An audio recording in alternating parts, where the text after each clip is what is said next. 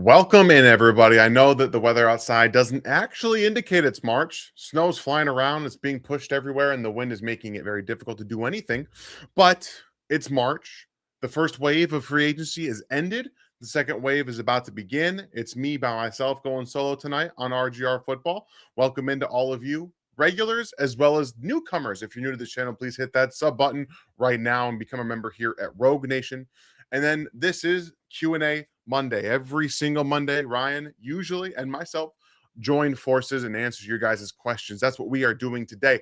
But the big news of the day is the Chiefs traded a 6th-round pick in 2027 to the New York Jets for Justin Fields, now backup quarterback, formerly a starter with the Jets, the Steelers for a time, and the Bears previously. We are going to talk about this specifically because it is the big news of the day. And I know that there was a question here specifically about that. So Scott's got it right here. He's just asking what the contract details for Fields. So with that being said that the 2027 6th-round pick is being sent to the Jets, the Chiefs will pay $3 million guaranteed for him this season. It is a low cost on both sides backup quarterback situation. It also keeps the Chiefs under the bar for a 2027 compensatory pick from Gardner Minshew. So that's very key in this as well. So overall, for the deal itself, I think this is a fantastic idea for the Chiefs. I think it makes a lot of sense. Low cost, low budget, low draft pick, whatever you want to say. All of that's great. It keeps you in the compensatory formula for Gardner Minshew, as he's getting $5 million from the Arizona Cardinals, I believe, for this season. So that's good to see. My opinion on the player is the key dynamic here, because I think the trade, I think the money, I think the pick were all good faith deal. I think it makes a lot of sense, especially if you wanted to develop Justin Fields behind Patrick Mahomes in Andy Reid's system. I think all of it makes sense. However, I have real concerns about his ability to start and lead this offense early season 2026 if he is the quarterback and Patrick Mahomes is not fully healthy. Okay. I got no problems with him being the backup in the future. If Patrick's going to be fully healthy, ready to go, start the season, cool. Him learn the system behind Patrick, all that fun stuff. He gets to watch, Patrick on the field, everything like that. I think that's all well and good. But I do have real concerns about if the Chiefs are going to be able to win football games that he's starting at quarterback in 2026 in the first month of the season. That's all. Reservations on there. We will see. He's going to get the OTA reps. He's probably going to get early training camp reps, everything like that. So we're going to get to see it all on the field. So that's going to be something I will be paying a lot of attention to. But the big thing here is that the actual deal itself, like, I think that's a great idea, and I want to see them extend him for the future, right? I want him to be a backup at Kansas City for a while so that he can actually develop properly and not have it wins and losses and stress on his ability to play football, which right now I think is just not very good. I don't think he's a good quarterback. I think that he needs a lot of time to sit and learn. So we'll see. And the upside is undeniable. It always has been with Justin Fields. He's a very, very talented player. It's just that the mental side of football has not gotten to him. He holds it too long. He's a one-read quarterback, and he takes off and runs a lot, which isn't a huge issue for him being a running quarterback, but it is for operational offensive things. So that's my 2 cents on that. And definitely get to you guys' questions, and welcome in everybody. What's going on, Dub Freak? Nice to see you. Same with you, Jeremy. Nice to see everybody in here. Thundarius. Appreciate all this, everybody. Take 2 seconds. Just hit that like button while you're here. Very much appreciate that. And you're in Orlando. Be here all night, Dan. Thanks, man. I appreciate that. Hopefully you enjoy your time in Orlando. Don't know much about Florida because I refuse to go to Florida, but that's beside the point. I don't really agree with that. They really couldn't win 2 out of the first 5 games with you at quarterback, because let's be fair. Chris Oladokun is a better quarterback than you, and they couldn't win any of the games that he played. So I'm not so sure I buy that right there. But we'll see. We'll see what happens. I will say I'm excited to see him in this offense and see what he learns over the course of the offseason program. So would be very interested to see that. All right, guys, we got lots of questions. Let's go ahead and jump in. Kellen Parrish, thank you. How would you rate their free agency so far? A through F. I think it's a solid B. I'm going through the Alohi Gilman tape right now. I'll have that for you guys on Wednesday. We'll do a film review for that. And obviously, I love the Kenneth Walker signing. I think that brings an element of the explosiveness and actual running back to have leading your backfield. I think that's a huge thing for them. And obviously, I love Kairos Tonga. I think he's going to be an impact player. Bringing back Mike Caliendo, I'm not a fan of. Bringing back Nico Remigio is, these guys probably might not even make the rosters, but the fact that they did that, they still haven't added a defensive end at all. There's been no signing of a defensive end. And I like that they brought back Tyquan Thornton, but they're still looking at tackles. I'm not sure where they're at right tackle, if they want to bring somebody in to compete there, or if they're just going to be looking to the draft. But overall, I'm at like a B, probably upgraded to a B plus. I think they've done a really good job of managing the contracts. And I know that people will tell you that they didn't like the Kenneth Walker deal for how much it was. But if you talked about the group of players that they got, they got Gilman for less than Bryant Cook signed. I think you're getting more from a coverage standpoint there. Tonga actually gives you real nose tackle and pass rush juice, and he got him relatively cheap. So I think we look at everything monetary speaking, and even Travis's contract, which we're going to get to here in a little bit. All of it makes a lot of sense, and I'm happy with what they've done. So B plus, and we'll see what happens at the end of going into the rest of their free agency moves, which we will see over the course of the next couple of weeks here. Ted asks, I'm a Razorback fan, and remember that Andrew Armstrong was a beast. He was leading the leading receiver in the SEC that year. Do you think he'll have a role in the offense? Thank y'all. Well, thank you for being here. I was much higher on Anthony Armstrong or Andrew Armstrong than a lot of people were. I had a 4th round grade on him, and because of what he, the true X nature that he brings. But not only does he have to learn the offense, he has to learn and try to take over Tyquan Thornton's role and the guys that are there that were drafted above them, like Jalen Royals. And then, he spent time with the Dolphins, I believe, and another team as well. So there's a big learning curve for him. I don't think you can expect him to even make the roster this season. I would love to see him do it, but I don't think he's going to be able to do that. But a good player to watch for the practice squad, definitely. All right, guys. Making sure I'm keeping up on all the questions here, because as you guys know, when we're doing it one at a time, it's a lot harder to make sure we get everything down packed. Scott asks, if the Chiefs don't walk away with a pass rusher after the first round, would you consider it a failure? I don't think so, because they still have pick 40. If they go through the first 2 rounds with 3 picks and don't get a pass rusher, as we currently see the pass rush room, then I'll be very disappointed. I don't know if, again, we can't really judge failure based on the draft. We have to wait and see performance on the field, because there's still an opportunity for you to draft later. There's still opportunity for them to bring in defensive ends, things like that. So we maybe even trade for one. We don't know what to expect for that. But overall, it's something that right now they are currently pigeonholing themselves into having to draft in the first round at 9 or 29 a defensive end, because they don't have really anybody else on the roster next season and going forward. We can't really rely on George Karlaftis and Ashton Gelati as your starters after this season. So I think that they absolutely need to be looking for defensive end help, not just in the first round, but maybe multiple throughout this draft. Another one here from Scott. I heard today that the Chiefs' new $1 million cap hit for Kelce. Kelce's new $1 million cap hit would be divided over 3 seasons instead of all of it this year. Is that true? Is it a void year? So this is not a true void year. I'm going to go pull it up because, okay, so the details from Albert Breer are right here. It's $3 million base with $9 million roster bonuses, and they have a 50% rule / post June 1st used to spread the cap out.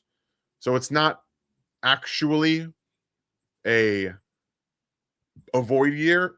It's like a pseudo void year. So it technically it kind of resembles one, but it's not in actuality one. But um that's something we would have to find like a cap expert on. I can see if I can find some information on it right here that actually details.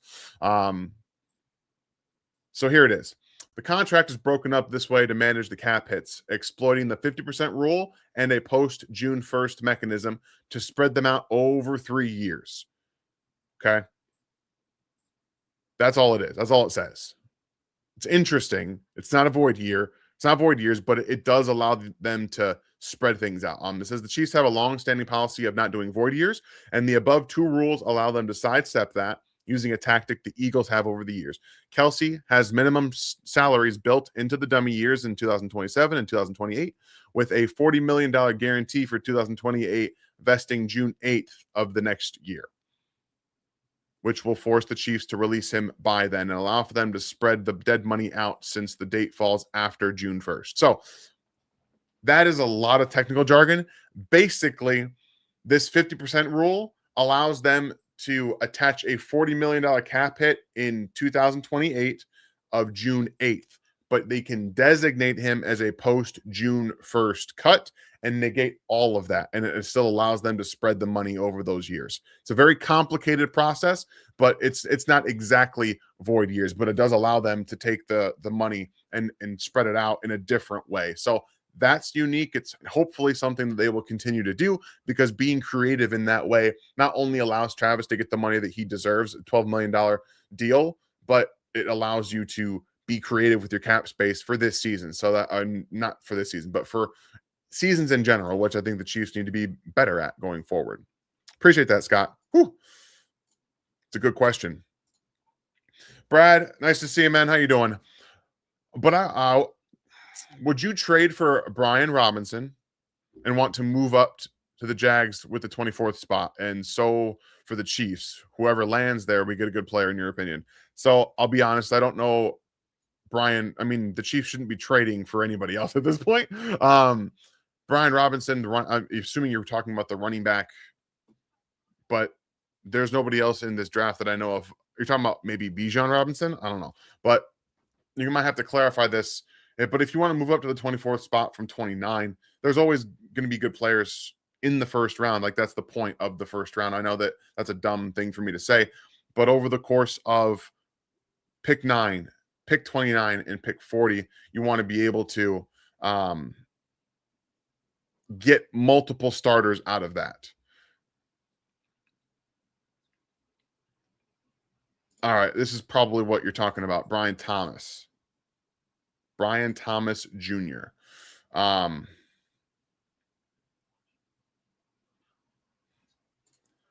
Yeah, I'm not entirely sure. I'm looking to. You're not going to be able to trade up to pick 24 and get Brian Thomas Jr. like that. That the math doesn't work there for me.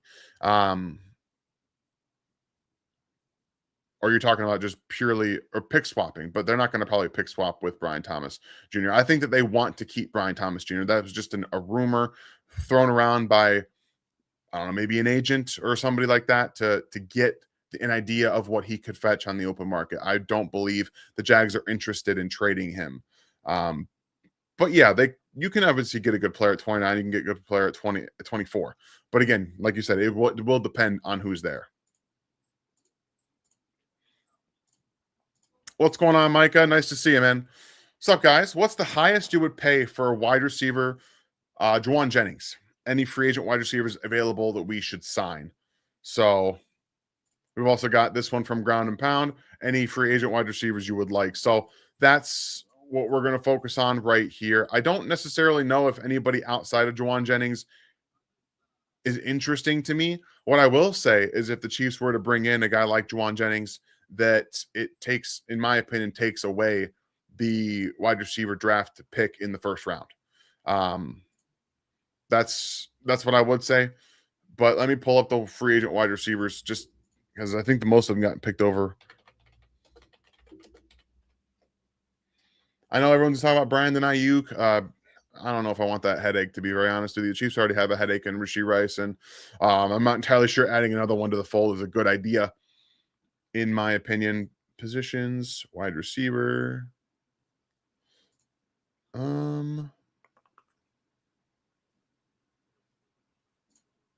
We want available, not signed. Okay.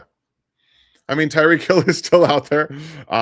Christian Kirk was signed today. Deebo Samuel, at this point in his career, I'm not sure what you're really getting. He wasn't actually that bad for the Commanders last year. Okay. Sorry, I'm making sure I got all these questions lined up, you guys. Okay. We haven't heard anything about Tyreek Hill. Sorry, Crimson, you just popped in here with this question. I was just talking about Tyreek Hill. Haven't heard anything about Tyreek right at this point. Obviously, as his process and his recovery gets through, he's going to reach out to teams and let everyone know how he's doing in his recovery process. That's how that usually goes. He's probably not going to be signed until, let's see, it's March, May, maybe post draft. That's what I'm looking at for Tyreek Hill. If he signs before that, there's probably good information on his injury. And Dobbs signed with the New England Patriots, so he is off the market. The highest I would pay for Juwan Jennings, it's a tough one because I don't know what he's like outside of the 49ers organization. I know he's going to be a good blocker, that X receiver. And you look at the money Tyquan Thornton got, that's not a lot of money at all. And we would have to be having an honest conversation about bringing Juwan Jennings into this offense while telling basically Tyquan Thornton he's going to be getting a bigger role. I don't know how much you can realistically pay for him and get Tyquan Thornton the role he's looking for. So the most I would personally pay for him is about probably $10 million on a prove it deal for, again, a good X receiver. But he's probably going to get, that's probably what the discrepancy right now is, that he wants more closer to maybe $20 million a year, and teams don't want to pay him that. All right. Wide receiver, Boston. All right. Let's get to some of these here. Alex, thank you for being a member for 43 months, man. I appreciate the support. Ryan does as well. He's currently on a plane, if I'm not mistaken, on his way back from Vegas. So he was doing some volleyball tournaments with his daughters this weekend. So that's what he's been doing. Would you like to add Cam Jordan? The Suggs role. I actually think Cam Jordan still plays really good football. I'm absolutely in to bring Cam Jordan in. If they want to bring him in and then draft a young guy somewhere on days 1 or 2, I think that's an ideal situation. FAU probably won't be with the Chiefs past this season. And again, I'm not very high on Ashton Gelati, but what would you want out of a real veteran? Somebody who, like Cam Jordan, that can really teach these younger guys, maybe even help George Karlaftis get better with his hands, because Cam's been excellent for a very long time. So I'm definitely interested in that idea, in that Suggs role for sure, man. Thank you again for the 43 months. That's just so cool to see you guys showing up with your memberships and how long you've been a member here. That's just really, really cool. What's going on, FLDB? Nice to see you, man. Thank you for being here. One of our moderators, you guys, and make sure you give them some love too, because they do a lot of hard work in here. Granted, off season, there's not as many bots and stuff like that, but appreciate the work nonetheless. Big Show beats, assuming a run on edge into the 20s, and he's a decently top grade on your board. Would you take Zion at 29? Seems like a very spagsy defensive end with inside-outside ability. Yes. I think that he's definitely in play at the bottom of the first round. I will say, Bleacher Report, guys, I work at Bleacher Report. I cover corners, tight ends, and DBs. We have a new mock draft dropping on Wednesday, post free agency mock draft. And I will tell you, it is very defensive line heavy. So there is a very good chance that Zion Young becomes a first round pick, even though he's going to be a graded day 2 player, probably goes in that 25 to 32 range. And I would definitely say that he's in play for the Chiefs at 29. Very, very Spagsy type player for sure. What's up, everybody? All right. Nice to see a lot of the regulars in here tonight. I know that without Ryan here, it's just me and we get to answer some questions with you guys. But overall, one thing I'll tell you, I did get all of you members, I did get a rant recorded today. Okay. I know I said I was going to do it last week on the Discord. I've been a little busy, but we did get a rant done. I'm going to post that for you guys tomorrow. So make sure you check that out. Mike has got another one here. If Pat has to miss 5+ games, do they bring in another vet quarterback or do they ride it out with Fields? I mean, they traded for Fields. I would imagine they're just going to ride it out with Fields personally. But again, that determination will take place after OTAs, after training camp and everything like that. So they actually see, honestly, they might add a veteran after the first game or two if he's not doing well and they don't know the prognosis on Patrick Mahomes. So that is something in consideration for sure. I just think right now when you trade for a player, even with an end of a 6th round pick or whatever it is, that you're going to be looking at that player to be your backup quarterback for the future. And I think that that's something that, again, if he was going to be the backup, not only for this year, but in like going the next year and the year after that, something that they could continuously bring back, which I hope they really do explore. I'm much more comfortable with that idea later than maybe week 1, week 2, and week 3. That's all.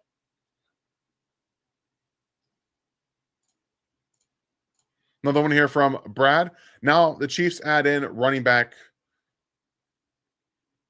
Kenneth Walker, Amari DeMarco, and Brashard Smith. Fields is not a running back, even though he runs a lot. And I think it gives us an explosive backfield finally. And does this mean running back is now not a need in the draft to you, Dan? It definitely takes it off the table in terms of top, first 4 rounds. They've got a couple of picks in the 5th round. It wouldn't shock me if they drafted a running back because, again, DeMarcado was fine. He's a good pass protector. He has some explosive playability.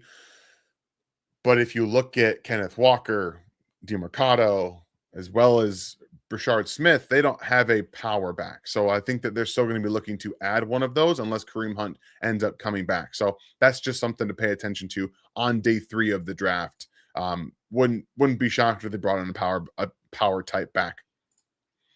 Beach, man, nice to see you. Thank you for the $2 super chat. Thoughts on Tacario Davis and Ephesians Prysock. So Davis is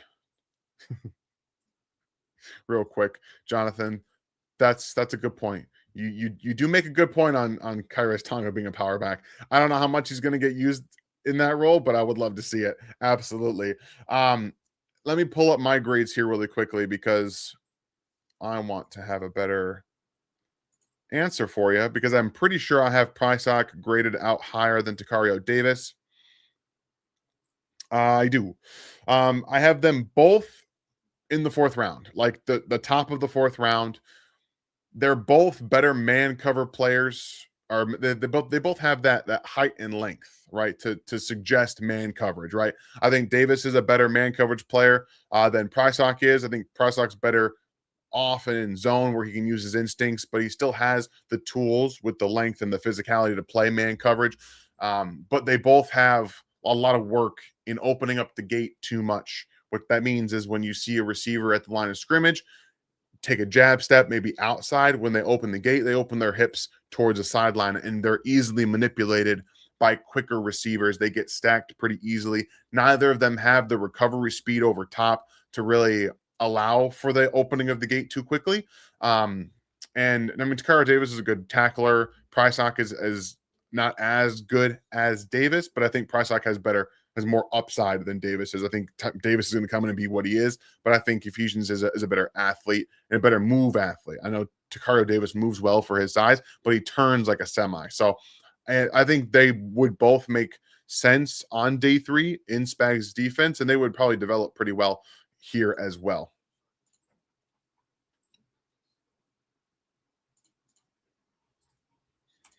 Micah's got another one, man. You guys got lots of questions tonight. I appreciate it. Does Andy finally install a quarterback sneak and a tush push package now that we have Fields at quarterback? No. No. There's no reason for them to waste install on it because they're not going to use it once Patrick Mahomes gets back. So that's just a waste of time, in my opinion, because they're just not going to end up employing it for very long. Maybe they do have a quarterback sneak option with him. It would make sense, especially for the rest of the season, if you want to give that option. But I don't think it's going to be a tush push. At best, I think you're going to get Fields in a back and an underneath, under center with Kairos Tonga maybe back there to do what you can.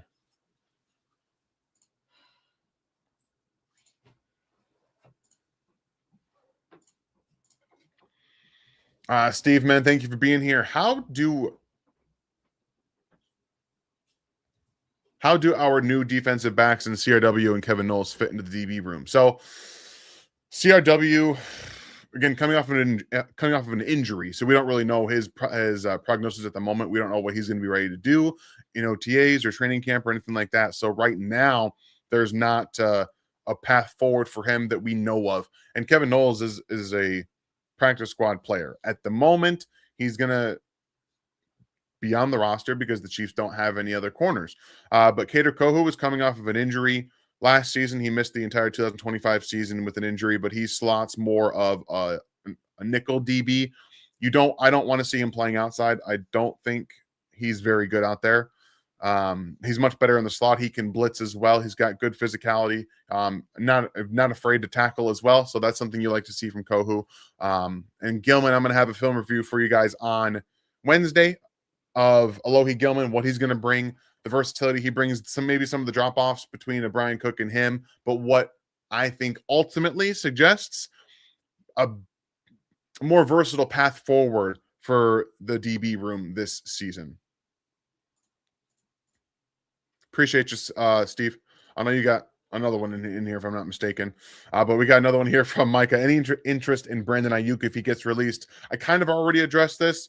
I would say no, mostly because I personally don't want the head case, right? The Chiefs already have one in Rashee Rice, who apparently doesn't know how to get out of his own way, and you never really know what happens with that. And I don't think that Brandon Ayuk is the type of player that they would want to bring in to that wide receiver room, especially if you're going to already bring back Tyquan Thornton and you have very limited spots available for receivers. I don't think it makes much sense personally.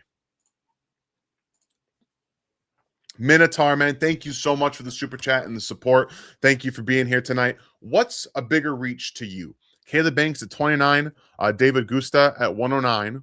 Do you have a preference between them? I feel like this should absolutely be a trade back from 9 for capital. I may be alone. I don't know David Gusta, so I can't really help you out there. I think Caleb Banks is a reach for the Chiefs at 29 because they have Chris Jones and Omar Norman Lott, and then you're drafting another 3 tech because you can't play one. He's not playing nose snaps for you. And I understand they don't make a lot of guys that look like that. Like they don't exist very much. But I personally, again, if you're drafting for the future of whenever Chris Jones is done playing football, I can understand it. And I don't necessarily think it's a reach at 9 because of the body type and because of the athleticism. But overall, it's going to be hard for me to buy into that unless I believe Chris Jones is done in the next year. And I don't believe that. So I appreciate the support, man. I don't disagree with you that it should absolutely be a trade back. But who's trading up for what? That's the big thing here, is that we don't really know who's going to be in the position to trade up for who. It doesn't make a whole lot of sense. I do think one of these defensive ends in the top is going to fall, though. So we'll see what happens there. Again, thank you very, very much for the support. Just going to make sure I got all the questions here, you guys. Keeping tabs on it this time around so I'm not falling behind. Brad's got another one here for us tonight. Now we're in the second wave of free agency. Who do you think we pick up next? My guess is it could be Juwan Jennings, Roger, and someone mentioned Cam Jordan to the other, which I'm not for. Interesting. I'm actually all for Cam Jordan. He's the guy that I think does get picked up by the Chiefs. They need to add a defensive end of some kind. Somebody has to be in there. It wouldn't shock me if they added a corner, but they brought in Kohu. Let me see if they got if there's any other corners out here. And also, again, I'm not in favor of it, but it would not shock me to see L'Jarius Sneed brought in on a vet minimum deal to compete to see what he has left. Again, I would not do it myself, but it wouldn't shock me to see them do that just because of the familiarity.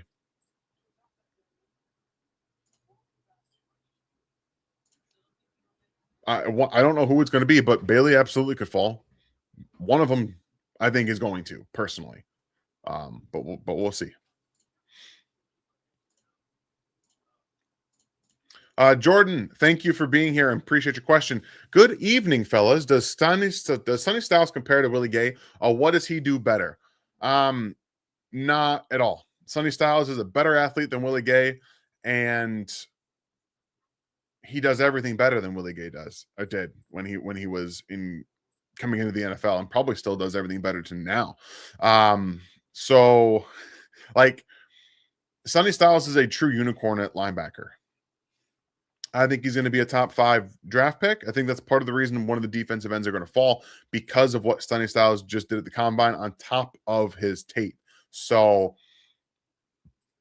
that's kind of where I see. I think he's, again, a better athlete and just a better player. He can do everything better than Willie Gay, in my opinion.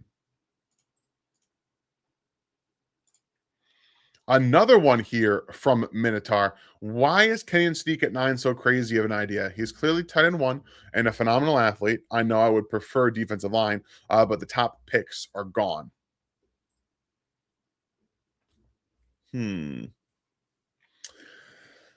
So there's the obvious value market, right? I don't think even in this class, Kenyon Sadiq is not a Tyler Warren or a Colston Loveland. You can probably argue for me that he's on the same page as Tyler Warren, and Tyler Warren was drafted in pick 14. I think that's probably where it starts with Kenyon Sadiq. He's still developing as a player. Like he's still developing as that player. And I was big on Colston Loveland last year. Again, he went to the Bears and he showed that that's exactly what he's going to be. But I don't think that Kenyon Sadiq is on that level quite yet as an actual NFL weapon. He is a better blocker than people give him credit for, but he does have to put mass on. He's a little bit smaller. He is an elite athlete. That's true. But he does have work to do to become a true receiving threat. He's going to be great after the catch, but getting open is still not something he's completely comfortable with. So for me, putting that at 9 when the Chiefs have other needs on the table, it doesn't make any sense to me. Appreciate the support, man, as always. Info, nice to see ya. Thank you for being a member. If Kansas City drafted Reese or Styles, how would Spags use them, and how would Bolton and Tranquil be affected? Well, I think if they drafted Arvell Reese, he'd be a defensive end, so there wouldn't be affected Bolton or Tranquil. I know that he's not necessarily a Spags defensive end, but I think that's where Reese should be playing in the NFL. I don't think he should be playing linebacker. I guess depending on the defense he gets drafted to, but in Kansas City, I think he'd be a defensive end. Styles, I think, would take over the Drew Tranquil role. Drew Tranquil will bump into the Leo Chanel role. And then 2 years from now, Nick Bolton would be cut or dropped or be not brought back, and Sonny Styles would take over as your middle linebacker. That's how I think that would roll.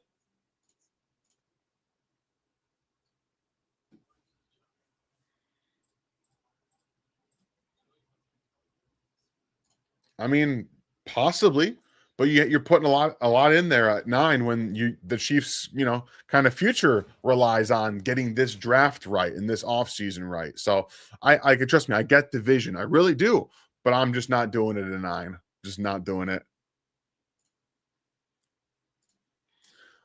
All right, Brad. Professor Dan of filmology. And what did you see Alohi Gilman and Kader Kohu? So, like I said, I'll be doing the Alohi Gilman film review for you guys on Wednesday. That will drop around at the same time as always. Hopefully, we don't have any issues with that. And again, Kader Kohu is more of a slot nickel player. I know people say he's got outside inside versatility. I only want to see him at nickel. I don't want to see him on the outside. And coming off the injury, we'll kind of see how he progresses this offseason, and if he's able to play at all, we'll kind of have to judge based on his recovery process, because he is still recovering from that injury. So we don't know much about that yet. What's going on? Nice to see you guys. 520 of you in here tonight. That's awesome. Appreciate all the support, you guys. Can't thank you enough for being here on these Q&As. It's one of the most fun things that Ryan and I get to do, and answering questions, just giving you guys our opinions, and disagreeing a little bit is always a little bit fun, right? I just like to do that.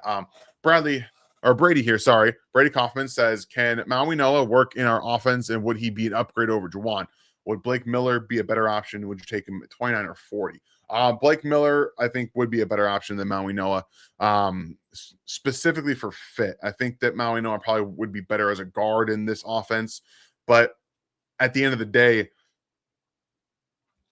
if he was on the board at 9 and the draft didn't fall the way that the Chiefs were expecting it to, and they couldn't trade back, I wouldn't be shocked to see Maui Noah as the pick at 9. I also don't know if Blake Miller is going to last into the 29 sometimes. You never really know. I know Brandon Thorne is really high on Blake Miller, but I would love to be able to get Miller at 40 personally, but 29 is definitely in play, I think.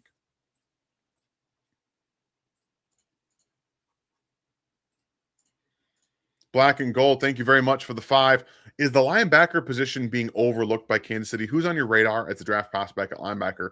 Because the current roster situation looks very underwhelming. So I don't know if it's being necessarily like under the radar or being overlooked by the Chiefs. I think that not bringing back Leo Chanel signals that they might see Drew Tranquil filling in some of that role, or they have a very good idea of how exactly to fill that out in the draft. So, I mean, pulling up rankings here from our good friend Matt Holder on Bleacher Report, it's a pretty good linebacker class. He's got day 1 and day 2 grades on 10 linebackers. Then there's dropping into day 3.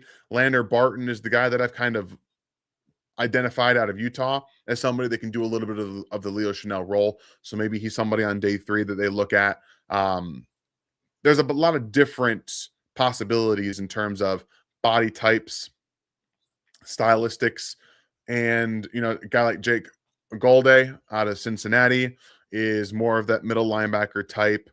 CJ Allen, a big athlete. Again, these are second, third round players.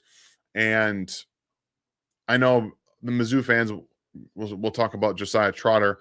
I haven't watched his tape. I haven't watched it at all.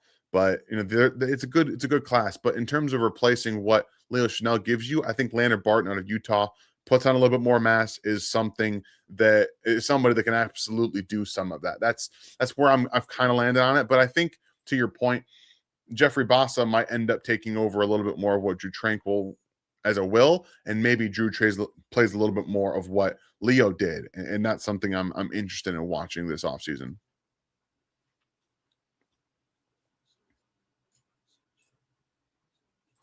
Whew. All right. Lucas, thank you very much for your question. Over under 2.5 rookie starters to start the season. 2.5, huh? All right. Well, if I look at the starting defense for the Chiefs right now, I would say there's probably no rookies that start there unless you get a defensive end in the first round. So maybe one there. There's a possibility of a rookie corner starting. I'm going to say under. I'm going to say under to start the season. Okay. I think it might change. But as of right now, the offense is set. I don't think there's going to be a rookie that comes in and starts on the offense anywhere. So That's out of the question on that side of the ball. And unless if Christian Fulton stays healthy, he's going to be your starter opposite of um, Noah Williams. You've got Gilman playing on the back end. You have Jaden Hicks, who should be your starter, the other safety starter. Then you have Bossa, Bolton, and Tranquil, and everywhere else along the defensive line is set. So I'm going to say under to start the season.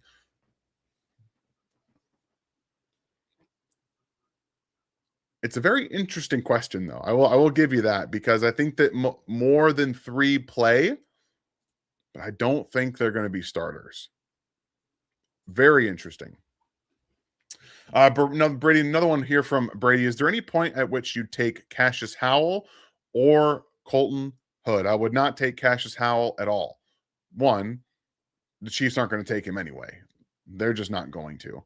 He's got no ability to play the run and very short arms. I don't see the Chiefs doing it. Colton Hood, absolutely, but I'm not taking him in the first round.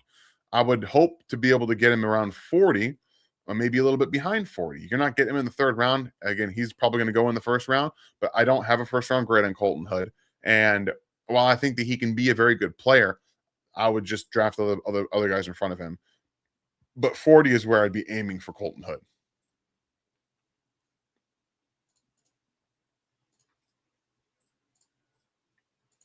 Oops, so I got that one. Appreciate you again, Black and Gold.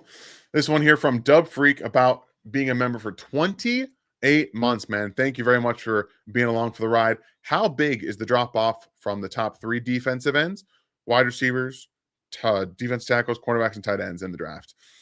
If it's significant, would it be better to be aggressive in the draft instead of staying put with every pick? Thanks. So I think that's tight end is probably not as big of a drop off. The big drop off is from tight end 1 to everybody else. Corner 3 to 4 is a good, it's a good drop, but it's not too bad. I've got 3 first round grades and then Pons and Rivers at high second round grades, so that's not huge for me. Defensive tackle might be the big one, but wide receiver isn't going to be a huge drop off. I also think that this defensive end class is really, really good, and it's got a lot of different buy types. So I think that you can stay, but obviously every board is different, every draft is different, and if somebody is falling that is high on your board, you be aggressive, right? You go get them and you figure that out, because much like if a Trent McDuffie-esque player does fall, the Chiefs, it would make a lot more sense to go and get that person, to go get that player from 29 than to sit around, right? I think that makes a lot more sense for me. Be aggressive when you can, right? I think that's a huge thing. Thank you very much for the 28 months, man. I appreciate that. I know Ryan does too. All right, guys.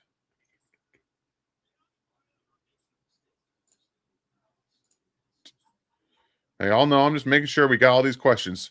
You guys have lots of them, and I want to make sure I get you all when I can. All right. That one. Okay, then I'll keep going. All right, let's do it. I'm going to have to go a little bit faster, though. Crimson Chief, I don't see why people don't like the Fields deal.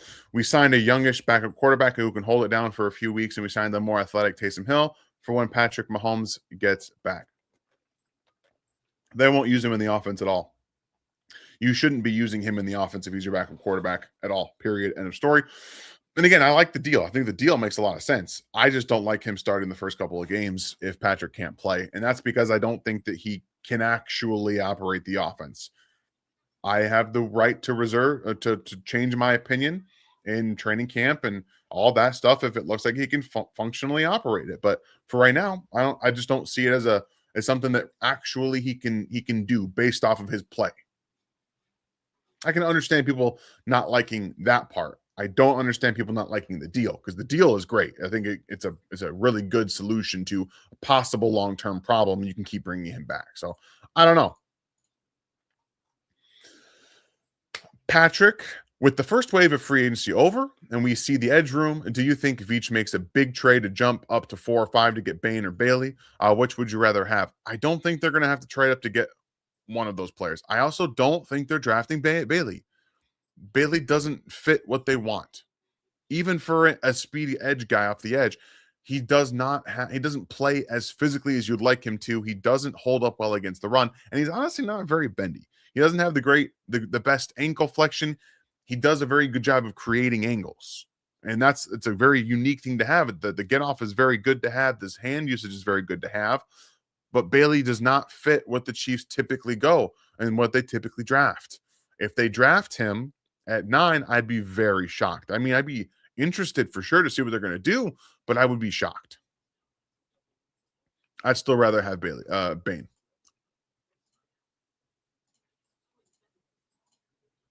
Another one here from Minotaur, man. Appreciate you so much. Can we do members only film reviews? That way the proceeds don't matter. Unfortunately, the way that YouTube and specifically the college football film reviews are in the algorithm, they can still find them while being behind the paywall.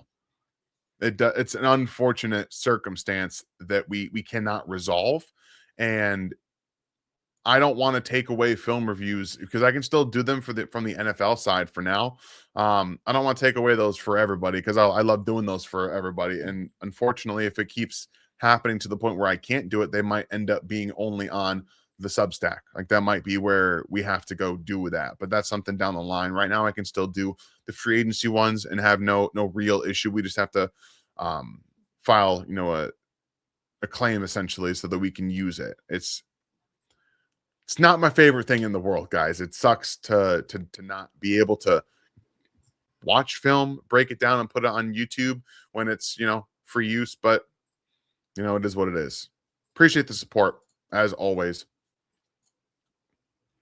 Doug asks, what is your opinion on the best offensive tackle in Chiefs history? John Alt? ?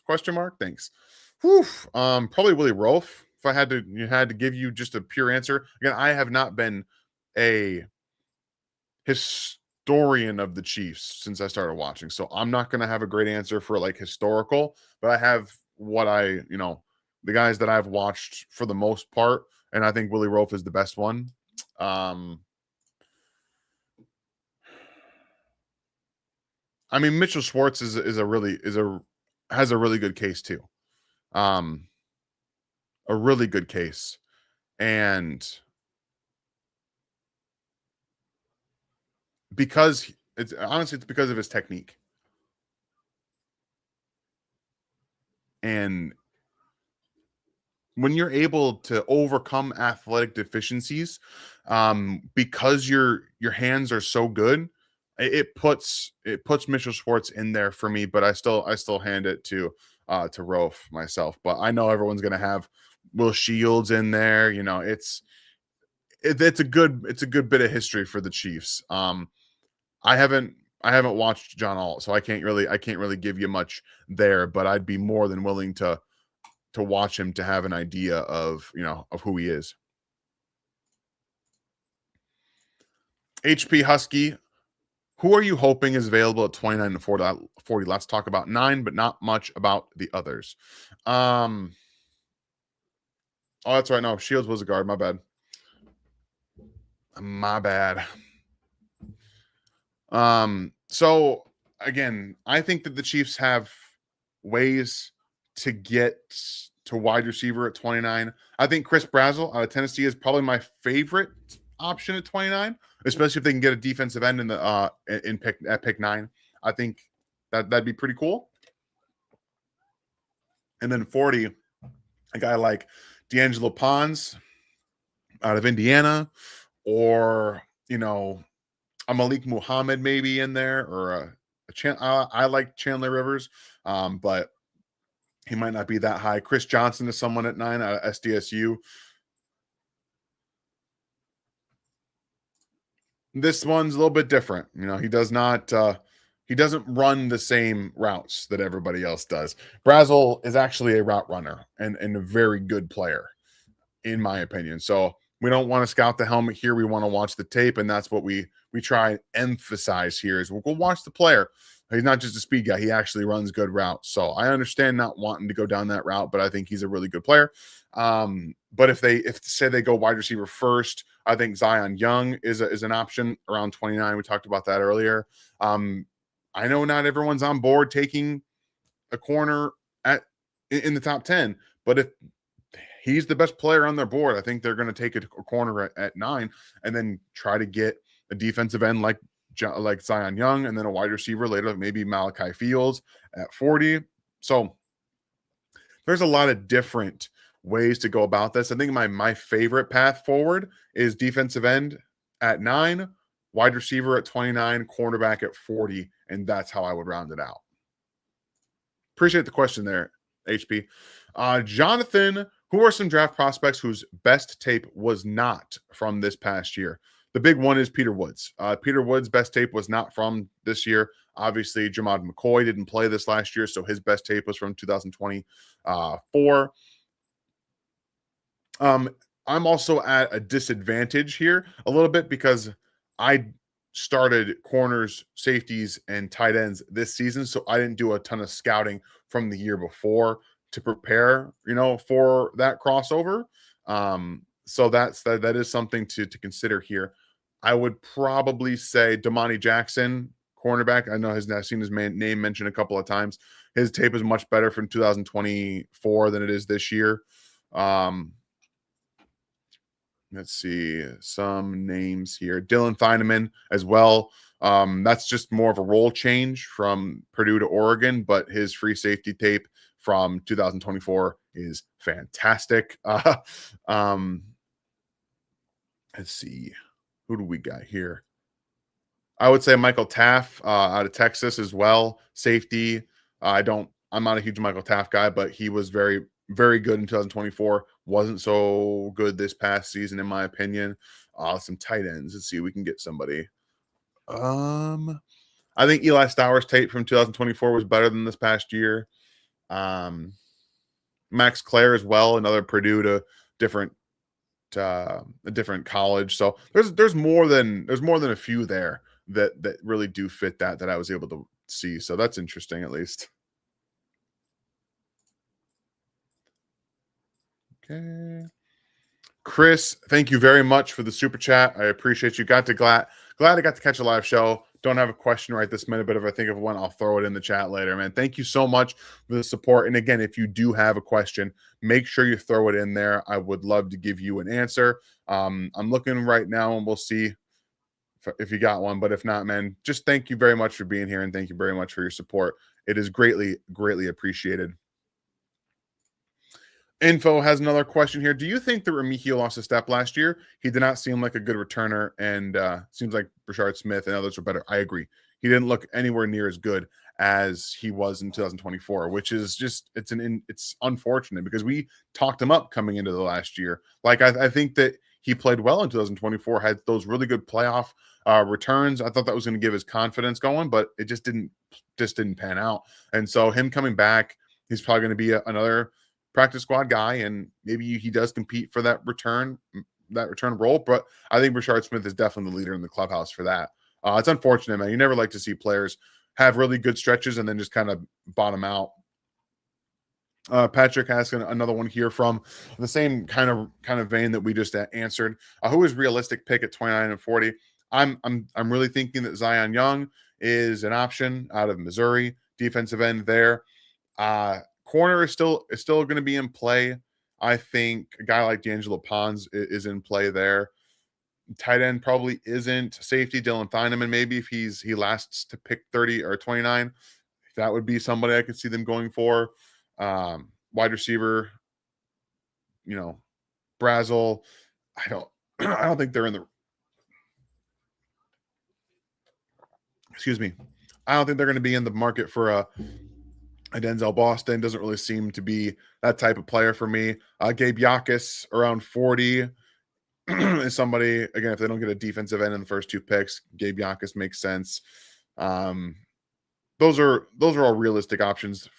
Malachi Fields at pick 40 as well is an interesting name for me. So just a couple of names out there. The Joe, we just mentioned it. I'm not a huge Denzel Boston guy. He is more of an X player. And when I say that, he's like an only X kind of guy. He's not going to be really a big slot for you. He's not a great route runner, more of a contested ball player. He's definitely not fast. And I mean, D'Angelo Pons played him really well 2 years ago for a guy who's 5'9", or maybe 5'8". Like, and just something to be aware of with Denzel Boston. I'm not a huge fan of him myself, but maybe he's going to be a better pro than I think he will be. Chris, when do you see the Chiefs going to get their heir apparent for Travis after he retires? What tight ends, Claire, Stowers, would you want? Personally, I have a much higher grade on Max Claire. I think that he's a much better route runner. Not as good after the catch. Stowers is a very good yards after catch player, but in terms of blocking, Claire gives you that. Stowers is not a blocker. He's basically a big slot. Claire can line up in line. He can be in the slot. He can be that move player. He's going to be a better blocker on the move, but I think he's a better player overall myself between the two. Beach, man, thank you very much for the 5 here. Simmons was hurt the last 2 seasons. No proven right tackle. How many tackles do we draft or bring in? Who is your number 1 tackle for us to draft? Is tackle our number 2 need? Appreciate the support, man. I don't know if it's the number 2 need. I do think that Jalen Moore is going to be better this year than he was last year. But again, if you bank on him being your right tackle with 1 year left on his contract and no feasible path forward after that, I think that's poor decision making. You can't know that he's not going to be hurt again either. So I do think that right tackle is a legitimate need in the draft, not just for this year, but for the future, right? We don't know what's going to happen with Moore, and they do need to have one. So I think they're going to probably bring in a player to compete for backup and then probably draft one, maybe day 2. My number 1 tackle, I think Blake Fisher is like the guy that I'm thinking of. Or Blake Miller, excuse me, Blake Miller out of Clemson.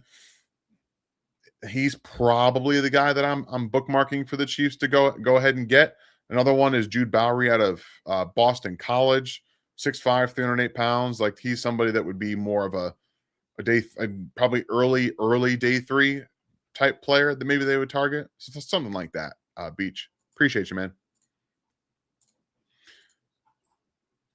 Am I the only one who's starting to see Spags type defensive end as a bad thing? You know,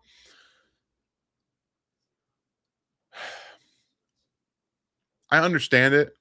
I really do. But if we do think back to, I think George Karlaftis at his best with the defensive secondary at its best, it makes sense. It's not necessarily a bad thing. It's not how I would run defensive ends. Again, you've heard me talk about this a lot. He doesn't care about speed and athleticism, which does bother me. And especially in today's NFL, I think you have to have that. So it's not I would say it's not a huge endorsement, but I do think that he knows how to utilize those players properly. He does prioritize coverage over pure pass rush, but he does need to have someone to build a pass rush around. So it does have a negative connotation in my mind because I don't necessarily think that Spags defensive ends are great pass rushers. But, even Karlaftis has 30.5 sacks in his career, which is a really good number for a guy at the end of the first round. It's not a hugely bad thing. Cheesehead, thank you very much for being a member and bringing a question tonight. Would you line up Suamataia and Tonga in the backfield for short yardage? I mean, that'd be a lot of fun. I want to see Kingsley catch a pass personally. But Tonga definitely is going to have some short yardage packages. I think it's something he's done in the past, so he's definitely going to have that room to utilize it. So that's another reason I don't necessarily think that a quarterback sneak package is all the way going to be implemented. Maybe with Fields it is as an option, but you don't want to tip your hand too much, especially if he comes on the field for a 4th down play and Patrick is off of it. So that's just another dynamic that you don't really know. All right, guys, this is going to be the last call here for Super Chats. We are approaching an hour, and I'm going to go ahead and make sure I get every question that I already have lined up answered. And then it gets you all out of here for the evening. JJ, thank you very much for the 199. Wrong to think keeping Drew over Leo, isn't it? I don't think you're wrong. I give credit to Drew for restructuring his contract to lower his cap hit for this year and take a little bit less money to stay in Kansas City. I think that's admirable of him to do so. But overall, I think that Leo was a better player. He didn't get an astronomical contract in free agency, and I think that Leo with Nick Bolton and Jeffrey Bassa are a better three than Drew, Nick, and then whoever they have playing the Sam role or that hybrid role. So I don't think you're wrong at all. Appreciate the support, man. All right, this is a question, man. This is a question. Is Demai Jackson worth a late pick or pass for you? So thank you for the two, man. I do greatly appreciate it. This is an interesting one for me because when I watched him in the summer, I was high on him. I had like a second round grade. So watching him this past season not only play bad, but essentially be benched because of lack of work ethic and him not answering questions directly at the combine about being benched. For me, it's a keep away, unfortunately, because again, I think the talent is there for him to be, especially in this defense. I think this would be a really good fit for him. He's very good man coverage player, physical, and he can play on the boundary well. But I don't know what happened this past year, and that does concern me. So for me, it's a no, unfortunately, because again, I did like his tape in the summer, but it did not materialize this year.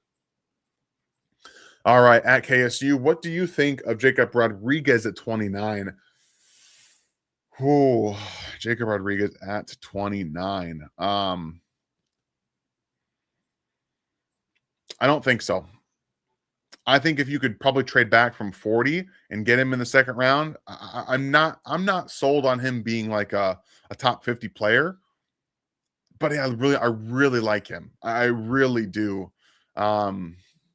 And I really do like him. It's a hard sell for me at 29 personally. I don't think he's a top 32 player in the draft, and I would prefer the Chiefs to get him somewhere in the 50 range if they could. He would be a lot of fun in this defense. That I won't lie. Tater's World, Sonny Styles fell to 9. He and Bolton for a year. Then you can trade and cut Bolton and say $15 million, or trade Bolton now and say the Jags who lost Lloyd. So yeah, if I don't think he's going to fall to 9, but he's definitely an option for the Chiefs if he does end up falling. I would personally probably take him. He's going to be the best player on the board unless Ruben Bain is there. And again, we talked about this a little bit earlier, where you can get out of Nick Bolton's contract in a year or two and let Sonny Styles be your Mike linebacker. And not only are we talking about a guy who can actually work as a coverage defender, he's very good in the run game. And again, when you have those years with a Nick Bolton and a Steve Spagnuolo to learn not just the defense but NFL offenses, it gives you even more of that too. So if he was there, man, I'd love that. I appreciate you.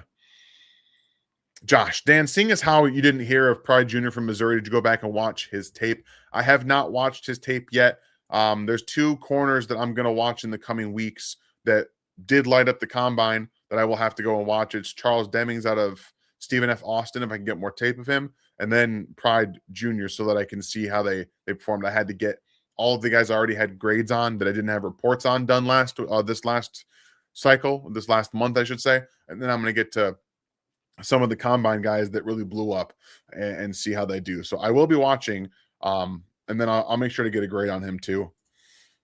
Hey Dan, thanks for all your work, man. Interested to hear who your sleepers are in the draft. I appreciate you being here, and thank you for the support. I think that I'll give you guys one from each position group that I have. I think Dolan Bentley out of Utah is a sleeper. You know, we'll give you another one at tight end too. But Bentley is a really good, just like a solid player. I don't think there's much upside there, but he's an intelligent football player. He's very good at the catch point, catch to attack in space. Not a very athletic player. Effort blocker, really good double teams. He understands blocking concepts well. So I like him. Marlon Klein out of Michigan, I think, is going to be a better pro than he was in college. Um, the injury stuff this past year hurts, and he didn't have the best combine. But you watch him play football, and that's the kind of tight end that I want to draft and develop. At corner, I'm really high on Julian Neal out of Arkansas. I know he's a redshirt senior, but I've got a day 2 grade on him.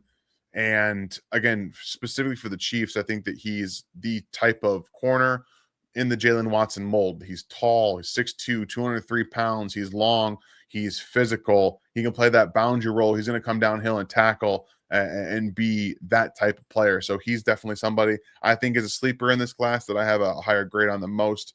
And then at safety, I have AJ Halsey much higher than I've really seen a lot of people. I'm probably going to end up moving him up over Kamari Ramsey. I think that AJ Halsey is a really, really good player, and his instincts are underrated. I think that he can play a little bit of single high, but he doesn't have to play like pure single. He's going to be a really good box player, aggressive, physical. Like he's got some good range to him too, but his instincts really jump off the page. So just another player to watch. And I think that Halsey's getting more buzz now as we're currently talking about it. So just a couple players that come to mind. Scott, why aren't primary special teamers not considered starters? That's a fair question. I guess we only really talk about quote unquote starters as players who play more than one down at a time. That's how I've always kind of viewed it. So defensive players, you play a series. Offensive players, you play a series. Special teamers are out there to perform tasks, essentially, right? It's in a no, it doesn't, Jonathan. It does not affect the over under 2.5 for me. Not at all. It's not how I'm interpreting it, but that's how I've always kind of considered it. But it's a good point. If you want to consider it for your over under 2.5, by all means, go for it. But I will not. Okay, we did get that, Chris. Thank you. Sorry that it took a little bit longer than we meant to, but we did cover that. Tater's World with a 4.99 super chat. Thank you so much from that. At 9, we've got Bain, Parker Mesidor at 29, or a small trade up, and a cornerback at 40, or Banks at 40, and the fix the defensive line for years. I'm not mad. Fix pass rushes for ages. All right, so you want to draft defensive ends with the first 2 picks in the draft. That's interesting. Whoo boy. That's very interesting. I don't think I can get on board with it in the first 2 picks.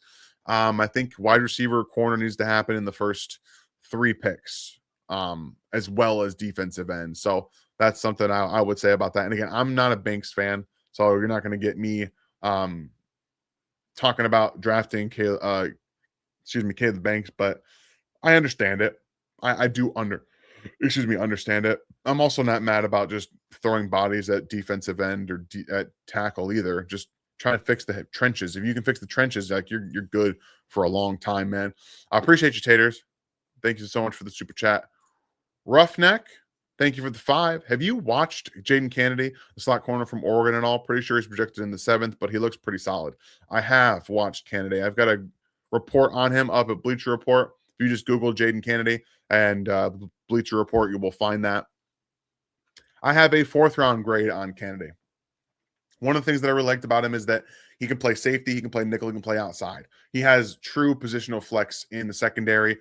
He's got pretty good instincts. He is undersized, but more than aggressive enough to play in the run.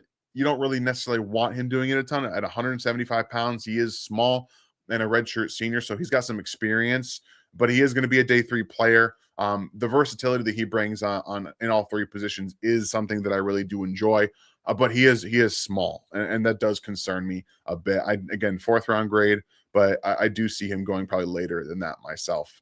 Thank you very much for the support. All right, I'm gonna last call here for some questions. I think that's all we got. All right, cool. You guys, thank you so much for being here tonight. Pono asks, "Hi Dan, what schemes do you see Andy Reid and Eric drawing up with Fields, I don't know.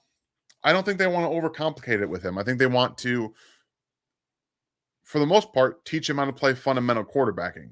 And the best way to do that is to strip back most of what Patrick Mahomes does and let Justin Fields operate a true offense. And I think that that's the best way you're going to develop him. It's the best way you're going to have a backup for the future. So I don't think they're going to be drawing up a bunch of crazy schemes, because you have to not only install that, but when Patrick comes back, you then have to re-go through everything. So I think they're going to want to try to just streamline this so that he learns how to play quarterback. He's not learned how to play quarterback in the NFL. So I think that's something he'll be asked to do in Kansas City. Last one here from Red.